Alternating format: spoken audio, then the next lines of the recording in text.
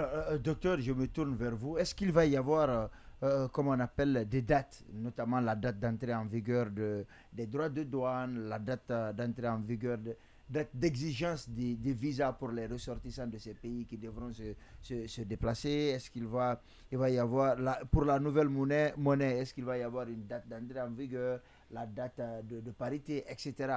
Comme on a vu quand même avec l'Angleterre, on savait à quel moment ils quittaient, à quel moment les dates de douane, les droits de douane étaient là, à quel moment ils avaient les visas, ils devaient avoir les visas, etc. Est-ce que ça, c'est prévu? Est-ce que ça va se passer de Oui, la sorte? ça rentre dans le cadre de ce qu'on appelle le transfert de compétences dans une situation de succession d'États, même si en droit constitutionnel c'est traité comme en droit international. En fait, ici, la situation, elle est traitée par le texte lui-même.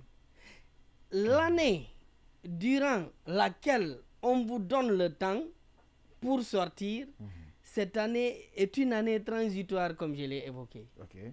Donc, durant cette année, vous faites la préparation. Mais c'est nonobstant le fait, comme je l'ai évoqué, vous serez amené à continuer à subir les sanctions, mais à payer les amendes, comment dirais-je, les contributions, et encore une fois, une possibilité de jouir de vos droits au sein de l'entité supranationale.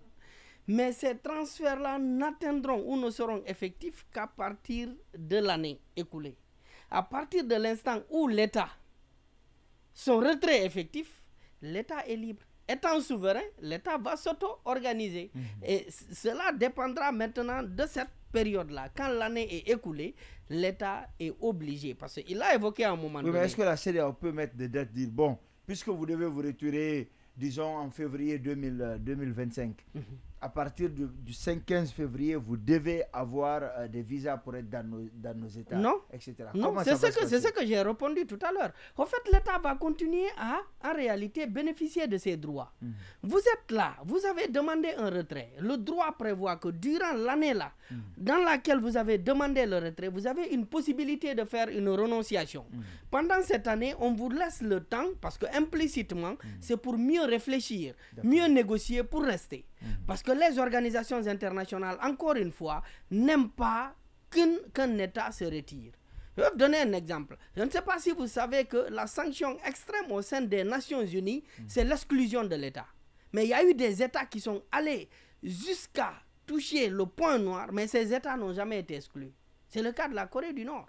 Et il y a d'autres États encore qui l'ont fait. Mais jamais dans l'histoire, il y a eu un État exclu de l'organisation qui sont des sanctions extrêmes. Donc l'organisation... La leçon de la SDN est passée par là. Voilà. Les États n'aiment pas... les organisations internationales n'aiment pas exclure.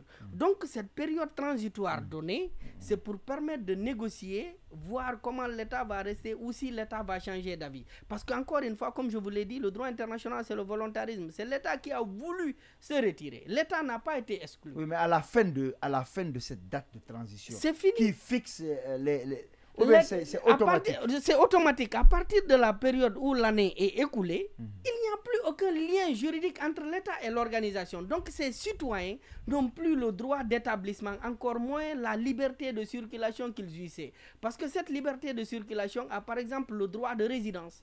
Comme conséquence, le droit d'établissement, aller dans un État membre, pouvoir y exercer une activité, encore une fois, qui n'est pas une activité publique, pas dans la fonction publique, mais y travailler, avoir un titre pour résider dans cet État. Mais dès lors qu'il y a retrait de cet État au sein de l'organisation, j'ai voulu évoquer tout à l'heure un cas d'école, le cas de la Mauritanie. Quand la Mauritanie faisait partie de la CEDEAO, s'est retirée à travers cette clause en 2000. C'est l'année 2000 que la Mauritanie s'est retirée. Mais depuis lors, les Mauritaniens, quand ils viennent dans ces États, ils n'ont pas les mêmes droits d'entrée que les autres ressortissants des États membres de la CEDEAO. Ils ne peuvent pas rentrer comme les autres rentrent avec leur titre. Et également, dans le cadre de l'exercice des activités, ils n'ont pas les mêmes droits. Donc il y a un décalage. Donc ce qui veut dire que dès l'instant que l'État s'est retiré, ces ressortissants, encore une fois, vont subir les mêmes conséquences. Parce que le fait que l'État s'engage au sein de l'organisation, il y a des effets juridiques. Et ces effets juridiques seront emportés par l'effet du retrait. Donc l'État n'aura plus, comme il a dit, même les droits de douane, le fait que c'est fixé, il y a des tarifs douaniers communs. Et à partir de cet instant, l'État ne pourra plus jouir de ces tarifs-là, de ces avantages. Donc les droits vont continuer avant que l'année ne s'écoule. Mais dès lors que l'année est écoulée, il n'y a plus en réalité une possibilité de prétendre à un quelconque avantage découlant de l'appartenance à la CEDEAO. Encore que la CEDEAO aussi n'aura plus aucun droit sur ces États pour les infliger une quelconque sanction.